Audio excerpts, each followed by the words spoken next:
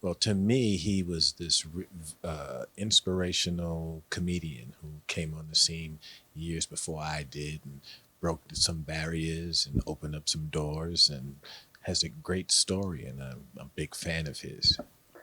The first thing I remember is my brother Charlie coming home from the movies and saying, "You have to go see this thing I just saw." And it was, I think it was Dolemite, and or the Human Tornado. Which one is the one where he's fighting and he's has the big Human fight? Tornado. Okay, it was the Human Yeah. Tornado, and I went to see it, and I saw why he was so excited.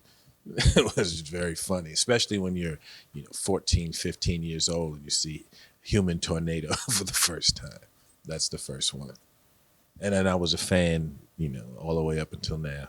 I felt that I had a really strong connection to Rudy Ray Moore. I started off making films on the streets of Memphis with, pawn shop bought video cameras and just getting with friends of mine who worked at the bookstore, didn't know anything about lighting or filmmaking or holding boom pole microphones. And we just started making movies any way we could. And then that somehow led to making Hustle and Flow, and then getting a career in Hollywood. So it was for me, it was a way to celebrate that type of filmmaking where you don't have a lot of money and you don't have a lot of equipment or even expertise, but somehow just the will of getting it done creates something that may last. Raunchy, unsavory, uncivilized, that naughty, nasty stuff. I heard about it, but I never listened to any of that. I never saw any of that. But I can tell you what a filmmaker, as an inspiration, as an entrepreneur, and one who shows how perseverance and faith can manifest something special on due time. He's a great example. Originally, he was an escape for me, and it was something that friends and I would watch, especially as actors who were studying in school. That's how I was introduced to him. Was sitting in a room with a bunch of about eight or nine friends, and we just slapped a VHS tape. That's right, a VHS tape into a VCR and watched the first Dolemite. And we had no idea what we were experiencing, but it was an escape for me to see that something. And I don't think I knew then. I couldn't articulate, quite frankly, until I saw this film or I was working on this film, that what was attracting me to him was the perseverance. What was attracting to me is like, he got this movie made. How did he get this movie made? And as I've grown and matured, and become a filmmaker, that's the realization that becomes that builds my what's the word I'm looking for? That builds my admiration for him, for Rudy. Yeah, because for someone to believe in themselves so purely is amazing. To be quite honest, I didn't know who he was at all.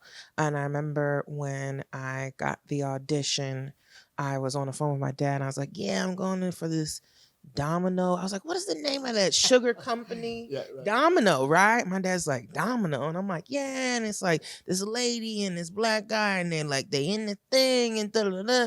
My dad's like, Dolemite? And I was like, oh, okay. Okay. And so then at that point, I just did a whole bunch of research and I just like got all the movies, locked myself in the house and just like binged watching it and like completely just immersed myself, and I watched all of them once, all of them. I was shocked and I was kind of like proud, you know what I mean? Because it was by seeing like the boom mics and stuff like that, to me as an artist, early on, before knowing any history of him, it just let me know, wow, this man wants it that bad. Yeah, that's a really good way. Yeah. Like seeing the mics and stuff, that I was like, wow, like the film, the budget, I could already tell, like, not.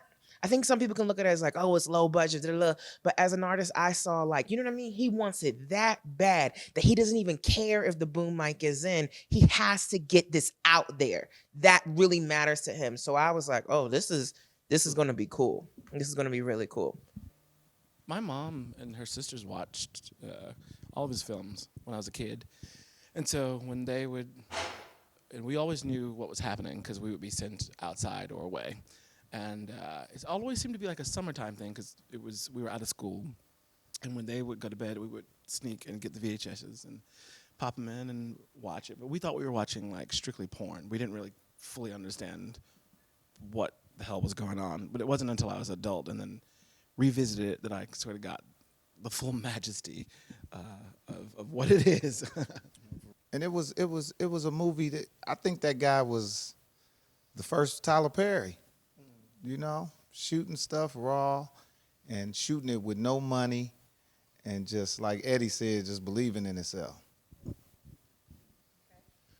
I saw when I was a kid and didn't see all of them until later, but I didn't realize who he was, like as far as the independent films and all that. I didn't until this movie, and I learned a lot about him. I think it speaks to every artist if they're trying to create. If you're trying to create, then you're trying to carve.